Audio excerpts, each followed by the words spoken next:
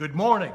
Today I am sitting in the Trinity Reformed United Church of Christ. and I'm sitting by Pastor. TJLucas. Very nice to meet you. Nice to meet you. Thanks for having me. making time. We are in Scottdale, Pennsylvania.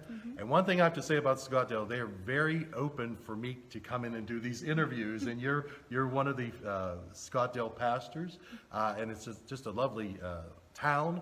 There's a church on every corner, and so those are all good things. What's the address of your church?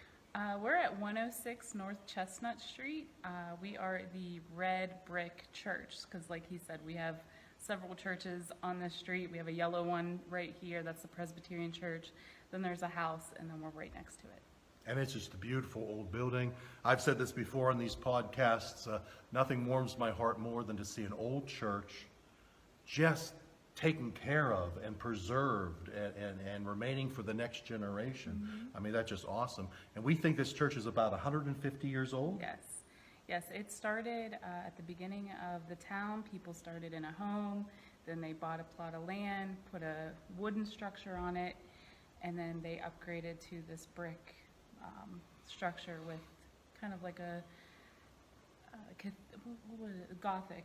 It's a very Gothic ceiling. You couldn't build this today if you had all the money and all the talent in the world. Unfortunately, that talent is ages past. I know. We have beautiful stained glass windows and curved pews, and it's a beautiful old church.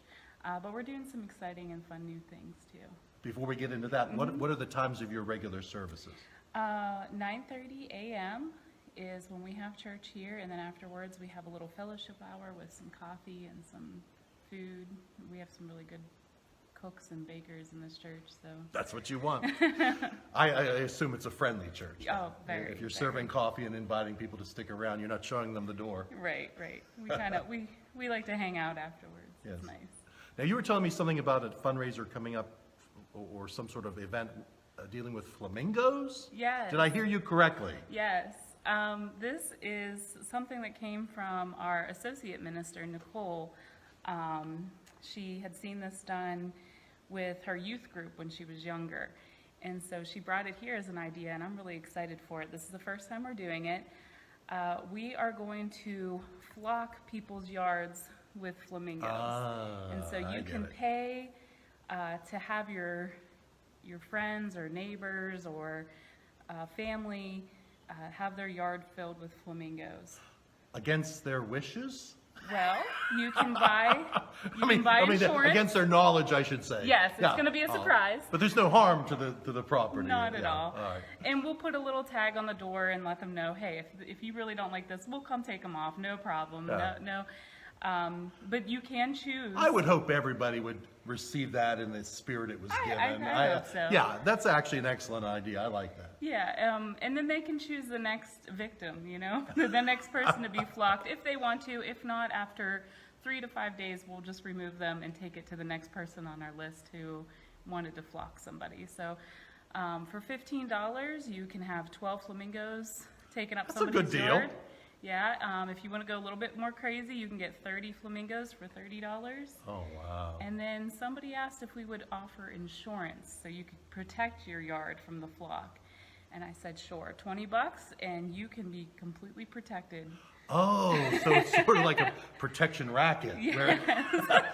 Where they pay money and they get, so it's cheaper to just go with the flow and have the flamingos put in your yard than it is to pay for them not to be put. Yeah, a little bit. Yeah, but that's a pretty good deal, I must say. So how long have you been here at this church? I started peak pandemic in 2020. Oh, and my. We weren't even able to meet. And their previous minister, who was here for 26 years, Reverend Welsh, wonderful man. I knew him a little bit just from working in the conference. He had passed away, and so that was really challenging for this church. They did come together, though, and they're amazing under pressure.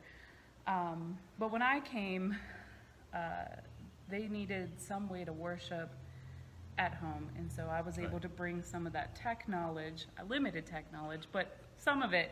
Limited, yeah, me too. To offer online services until we could meet again, and then safely kind of So they met you, your flock, your congregation met you before they actually met you. Yes. Oh, that's interesting. Yeah. So they didn't know how tall or how short. Very short. That just slipped out, but you are a little on the diminutive side. I have to stand on my tiptoes when I preach here. Oh my! Oh, I'm one of the larger pastors out there, so I've not had that problem. No, but it was wonderful. It was a challenging time, but we eased into, gathering again. We had our organist, who was an older gentleman, Ernie. He was here, and it was really nice when we could get back together because older people were really struggling to be home. And Oh, I know. it was nice to be able to come back You know, together. sometimes that's an elderly person's only time out Yeah. of their house is to somebody picks them up, brings them to church, and when you don't have that, it's quite sad. And we didn't have that for a while. Yeah. Yeah. So if I were to show up here on a Sunday, we've already mentioned it's a very friendly church. If I were to show up here on a Sunday morning, what could I expect? Well, Traditional, contemporary. we used to be music. traditional when I started. We Yeah. had an organist, and he was wonderful, but he did pass away. And so then at that time, I knew my friend Nicole was an amazing musician. She sings for the Bach Choir in Pittsburgh, and I lured her in, and we hired her as the associate minister and the director of music. So now we have a blended worship. Okay. We have two Something for traditional everyone. hymns, yes, and two contemporary songs every Sunday. Well, So I think it's a nice mix. that is a nice mix. Absolutely. Something for everyone. Yeah. So that's good. You on Sunday mornings, you come in, you feel welcome. You Yeah. have It's a smaller congregation, but they're very welcoming, very warm. They don't pressure people. They'll say hi, but they're not going to harass you. Like, where are you from? They're just, they're very and that's laid back. good because it seems like just by what you've said, the pastor died, the music director died before you came. Seems like they went through a lot of sadness. Transition, yes, Right. yes. So, But it's an upbeat place to be, and we do have traditional liturgies. So we have a call to worship, a confession. But I think our messages and the way we try to design our liturgy and the blended music we have, it has modern messaging in it. So it's honoring our tradition, but also, it applies to today. yes, it applies to today. I don't know if they're going to be willing to do this or not, but Pastor TJ and I are not alone. Her daughters are here. Girls, would you like to poke your heads up just for a second to be seen on camera? There's one. There's the other. We have Ella and Lucas. Ella and Willow. They like to hide in the back here and, with blankets and everything while I'm working during my office hours. I didn't know they were back there, and I'm easily scared. Okay, you can duck down now. You can go do your thing.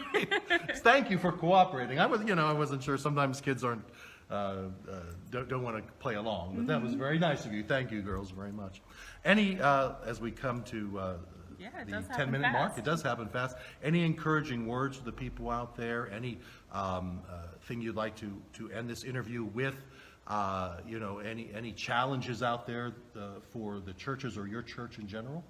It's your time. Yeah, well, I am the chair of our local ministerium, Scottdale Association of Churches. I've had the pleasure of meeting so many wonderful pastors and churches in this area and congregations in this area. And I just really encourage people, find a good church in this community that fits your style, and go back to church. Get back into church. I mean, the churches are in decline, but I think more now than anything, we need community. We need to be together. And I think we're all stronger together, so I don't see churches as in competition with one another, which is why I love that you're doing this podcast. Well, thank you. That's why Just I'm doing it. uplifting Right. each other. And I'd love to see people start going back to church as part of their routine in life, because you just don't know when you need that extra support in a community, a good community of faith. And those were fine last words. Thank you very much Yes, for your thank you time. for I having appreciate me. this very much. And until next time, God bless. Brightest blessings.